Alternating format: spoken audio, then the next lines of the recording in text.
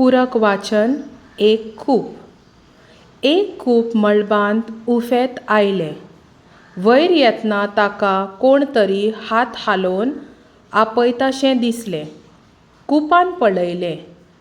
माड चुट्टां हालोवन ताका आपयतालो. खूब लव लव करून माडा म्हऱ्यांत पावले. थंय खूब विंगड विंगड तरांचीं झाडां आशिल्लीं. सगळीं आपापलीं पानां हालोवन ताका येवकार दितालीं. कुपाक खूब खोस जाली. ते झाडाच्या माथ्यार येवन थारलें. बरो वेळ जालो उपरांत हालपी झाडां आनी माड थांबले. उबगल्ले भशेन सगळीं वोग्गी रावतकूच कुपाक कळ्ळें ना कितें जालां तें. इतल्यांत एकट्यान म्हणलें, "कुपा गो कुपा, तूं हांगा रावूं नाका. आमी उदक पितात, वत खातात. आमकां उपाशीं उडोवं नाका."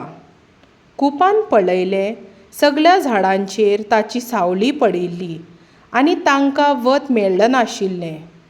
तें निर्शेलें. झाडांच्या माथ्या वयल्यान कुशीक सरलें. आतां खंय वतलें? सावळी कोणाक जाय काय? आपूण रावल्यार सावळी पडटा जाल्यार कोणाक जाय ताका घालची. कुपान मनांत म्हणलें. कोणाक घालया? इतल्यान ताणें पळयलें. पयस एके बिल्डिंगेचे आगाशेचेर एक बायल वडयो सुकत घालताली. कुपाक तिची काकुळट दिसली. वतांत चुकता बाबडी. येदें व्हडलें घर आसून ही वतांत हुलपता. हिकाच घालया सावळी. कुपान विचार केलो आनी तें वचून तिच्या माथ्यार रावलें. ते बायलेन वयर पळयलें. वयल्यान कुपय तिका पळयतालें. "कुपा गो कुपा, वडयो सुकोवंक म्हाका वत जाय. तूं हांगा रावूं नाका. म्हज्यो वडयो इबाडूं नाका." खूब बाबडे मुखार गेले. मनांतल्यान ताका वायट दिशिल्लें. पूण कितें करतले? ते बायलेच्यो वडयो सुकूंक जाय आशिल्ल्यो. ते थंयच्यान उठून मुखार गेले. मुखार एका मळार भुरगे खेळटाले. तांणी दोय वशीन 3-3 खूंट पुरिल्ले. तांच्या म्हऱ्यांत 2 जाण फळकुटां घेवन उबे राविल्ले. एक भुरगो हातांत गुळो घेवन धांवतालो. "चल, हाकाच घालया सावळी." वतांत तळफेतात बाबडे. तांकां कांय खावंक वत नाका आनी तांणी कांय सुकतय घालूंक ना. मनांत अशें म्हणून ते त्या भुरग्यांच्या माथ्यार वचून पातळ्ळे. भुरगे वित्रागले. एकट्यान हात वयर करून कुरू केली. दुसऱ्यान खेळ सोंपलो म्हणलें. सामान काडपाचे तयारेंत आसतना तांणी वयर पळयलें. वयर खूब पातळिल्लें. तांणी कुपाक म्हणलें, "कुपा गो कुपा, तूं हांगाच्यान वच. तूं आसल्यार आमकां बॉल दिसना. आमकां खेळटना वत जाय.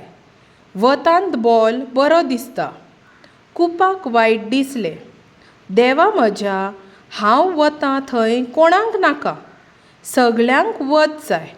हांव कोणाक नाका. तें दुखेस्त जावन चिंतालें. वता वता ते एका शेतांत पावले. शेतांत शेतकार खणटालो. कुपान सकयल पळयलें. पळयत जाल्यार शेतकार. तें भिलें. आतां होय म्हाका धांवडायतलो. कुपान मनांत म्हणलें. चिंतूनच ताच्या दोळ्यांनी दुकां आयलीं आनी सकयल पडलीं.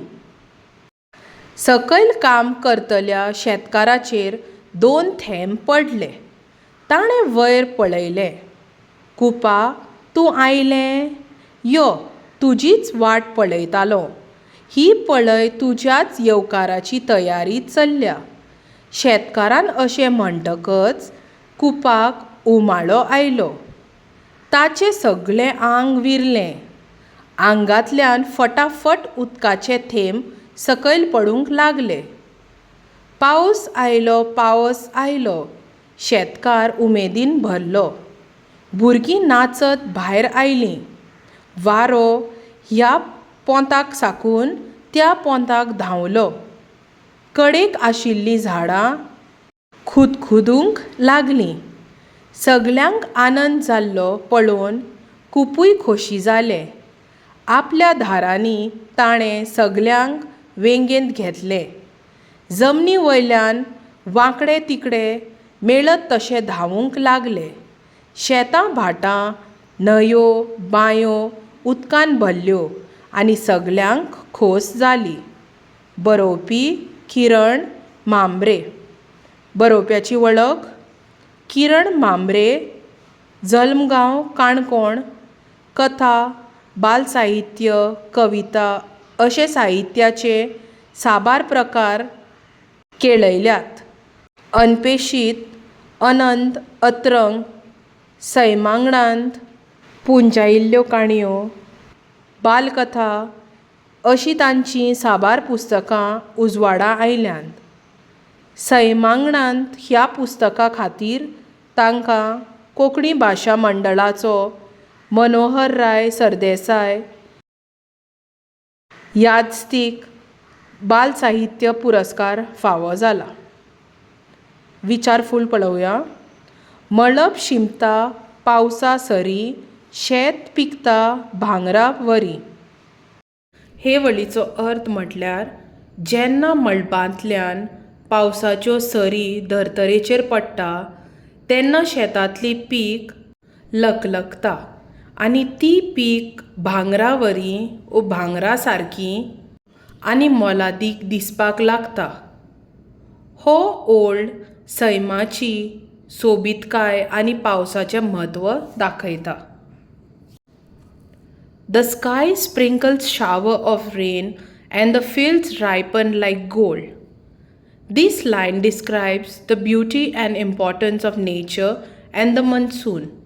When the sky showers rain onto the earth, the crops in the field grow beautifully, turning golden yellow and becoming highly valuable like gold for the farmers.